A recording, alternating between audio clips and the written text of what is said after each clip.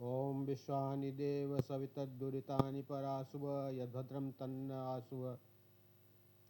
सर्वप्रथम मेरा वंदन मालवीय जी के चरणों में, सभी मंचस्थ विद्वानों को तथा सामने बैठे हुए विद्वानों को मेरा प्रणाम। सामने बैठे हुए छात्र छात्रा जो बड़े धैर्य से इस कार्यक्रम को सुन रहे हैं, जिनकी वैदिक साहित्य में और वैदिक दर्शन में रुचि है, आपको भी बहुत बहुत धन्यवाद। प्रोफेसर उपेंद्र कुमार त्रिपाठी जी को बहुत बहुत धन्यवाद, आपने इतना सुंदर आयोजन यहाँ पर किया। आप और आपकी टीम उसके लिए बहुत बधाई की पात्र है। मेरा पेपर बहुत लंबा है, परंतु मैं उसे समय सीमा को ध्यान में रख करके समाप्त करने की कोशिश करूँगा। वैदिक साहित्य में कृषि विज्ञान। वेद ईश्वरीय ज्ञान है जो हमें सृष्टि के आरंभ में ऋषियों के माध्यम से प्राप्त हुआ। मनुस्मृति में कहा गया, सर्वम ज्ञानमयो ही सह। केवल वेद अध्यात्म के ही ग्रंथ नहीं है, परंतु उसमें ज्ञान विज्ञान भरा हुआ है। कृषि विज्ञान के संबंध में भी बहुत से मंत्र, हमें बहुत सा विवरण प्राप्त होता है। वेद में कृषि को जो है सर्वोत्तम कर्म कहा गया और कृषि करने के लिए प्रेरित किया गया। आज हम कृषि को उतना महत्व तो नहीं देते हैं, परंतु ऋग्वेद में कहा गया, अक्षयर्माद दिव्य कृषिमिति कृषस्व वित्ते बहुरमस्व बहुमन्यमानः। पासे खेलना छोड़ करके सर्वोत्तम कर्म कृषि को करो। यजुर्वेद में उत्तम फल से युक्त अन्न की कृषि करने का उल्लेख प्राप्त होता है। सुशस्याः कृषिस्कृधि, क्योंकि यदि हम उत्तम अन्न का उत्पादन करते हैं तो उसका प्रभाव हमारे जीवन पर पड़ता है। भविष्य पुराण में कहा गया है, अन्नम वै प्राणिनाम प्राणाः। मुंडकोपनिषद में भी वर्णन प्राप्त होता है कि परब्रह्म परमेश्वर से के तप से वृद्धि को प्राप्त होते हैं, उससे अन्न उत्पन्न होता है। अन्न से क्रमशः मन, प्राण, सत्य अर्थात कार्य रूप पंचमहाभूत तथा कर्मों से अवश्यंभावी सुख प्राप्त होता है। उत्तम खेती करने के लिए अथर्ववेद में कहा गया है, कृषि सूक्त में कहा गया है, बैल, किसान, हल आनंद से खेती करें, आनंद पूर्वक हल जोतें और आनंद से चाबुक चलाएं। सब कार्य आनंदपूर्ण हो, जिससे उसका फल भी हमें आनंद से भरा हुआ प्राप्त हो। सुनम वाह सुनम नरः सुनम कृषतुलांगरम सुनम बरत्रा बध्यंताम सुनम मुदिष्टंगयः। अथर्ववेद में जो राजा का कर्तव्य बताया गया है, उसमें कहा गया है कि जो कृषि कर्म है वह उसकी प्राथमिकता होनी चाहिए। नो राजा नी कृषिम तनोतु। वेदों में कृषक के लिए कीनाश शब्द का प्रयोग प्राप्त होता है। जो हमारी बुरी हालत है उससे हमको उसका निवारण कर सके, अवनति का ऐसे दुर्भिक्ष से जो हमारा निवारण करने में सक्षम है। ईरायै कीनाशम यजुर्वेद में कहा गया। अथर्ववेद में कहा गया, सुनम कीनाशा अनुयांतु वाहन। अथर्ववेद में किसान के लिए कार्षिवर्ण शब्द का प्रयोग मिलता है। यजुर्वेद में अन्न उत्पादन करने के कारण किसान की स्तुति की गई, कहा गया, अन्नानाम पतये नमः। कृषि के जो आवश्यक तत्व हैं उसमें सबसे पहला तत्व है भूमि। वेदों में कृषि के आवश्यक तत्वों पर काफ़ी विस्तार से विवरण प्राप्त होता है। यजुर्वेद में कहा गया है, भूमि रावपनम नभेत, कि जो भूमि है वो हमारे बोने का महान स्थान है, उसे हम पुरुषार्थ पूर्वक उस पर कृषि कर्म करें। कृषि से ही सब प्रकार के हमें धन और धान्य की प्राप्ति होगी। नमो पृथिव्यै नमो मात्रे पृथिव्याम इति तेराडय यान्ति असि यमनोसि ध्रुवोसि धरुणः कृष्यै त्वा क्षेमाय त्वा रय्याय त्वा पोषाय त्वा। यजुर्वेद के भूमि सूक्त में पृथ्वी को विश्व का भरण पोषण करने वाली कहा गया। विश्वम्बरा वसुधानि प्रतिष्ठा। ऋग्वेद में 3 प्रकार की भूमि का वर्णन प्राप्त होता है। अग्नस्वती, जो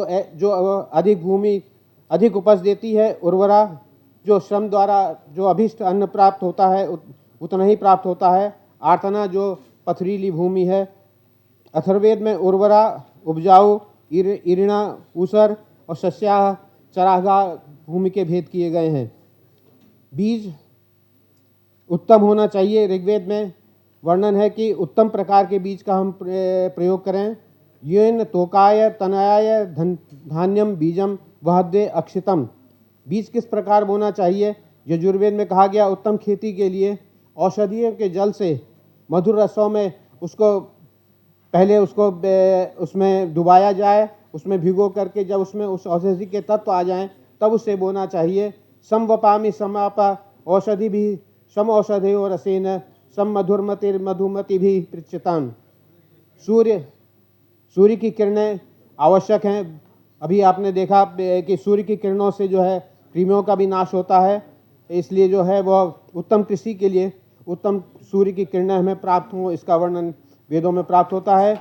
वायु जो हमें प्राप्त होती है कृषि के लिए भी कहा गया है कि जो हमें कृषि के लिए वायु प्राप्त हो वह संस्कारित वायु हो, जिससे संस्कारित वायु के बिना कृषि का जीवन संभव नहीं है। विश्व अधिमरुतः जल के लिए कहा गया कि जल भी जो है औषधियों से जो हमारी सिंचाई हो वह उसमें जो जल दिए डाला जाए या जिससे सिंचाई की जाए वह भी संस्कारित होना चाहिए।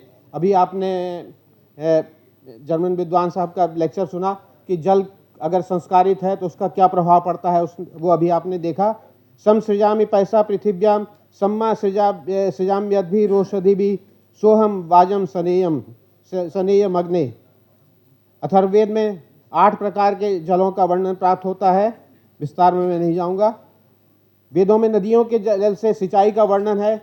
अभी आपने लेक्चर सुना कि नदियों का जल स्वच्छ होना चाहिए जिससे हम सिंचाई कर रहे हैं, और वहाँ जहाँ स्वच्छ होना चाहिए वहाँ वर्णन है कि स्वच्छ नदियों का जल किस प्रकार किया जाएगा, यह भी वर्णन हमारे प्राप्त होता है।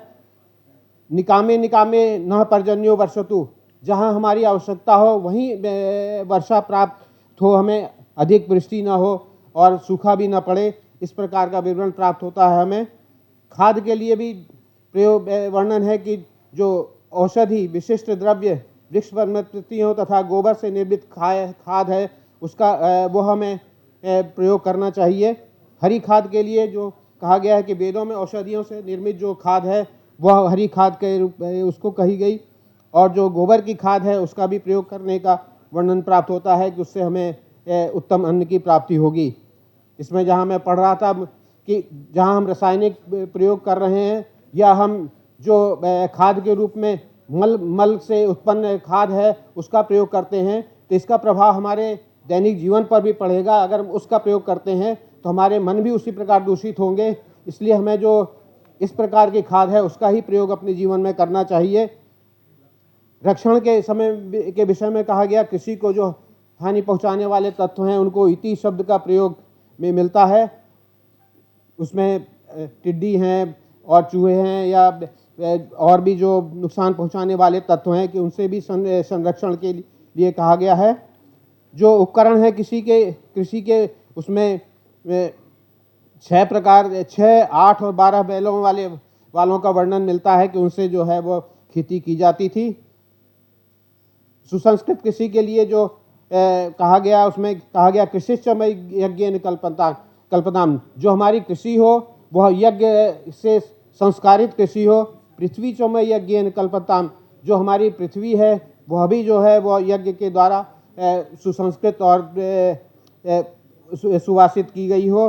कृषि वेदों में कहा गया कृषिश्च में वृष्टिश्च में जैत्रम च में और विद्यम च में यज्ञेन कल्पताम, जो वृष्टि का जल है वह भी सुसंस्कृत हो, हमारे यज्ञों के द्वारा सुसंस्कृत हो।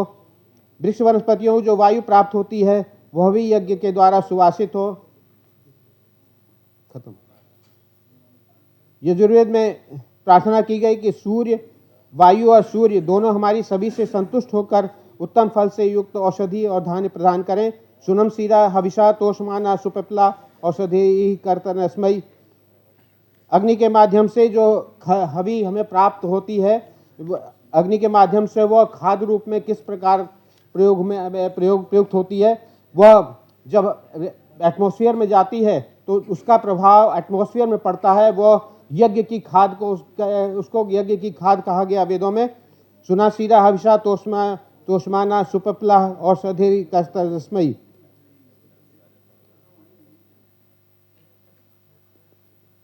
अग्नि और वायु की जो विविध शक्तियां हैं उसको हम किस प्रकार कंट्रोल करेंगे, इसका भी वर्णन प्राप्त होता है कि जो वृष्टि होती है, यदि ये वर्णन है इसमें कि अगर हमें बरसात करनी है, 33 संहिता में भी उसका पूरा वर्णन प्राप्त होता है कि यदि हमें जल की आवश्यकता है और हम बरसात करनी है तो हम बरसात उससे कर सकते हैं, और यदि हमें बरसात को रोकना है तो उसका भी वर्णन 33 संहिता में हमें प्राप्त होता है।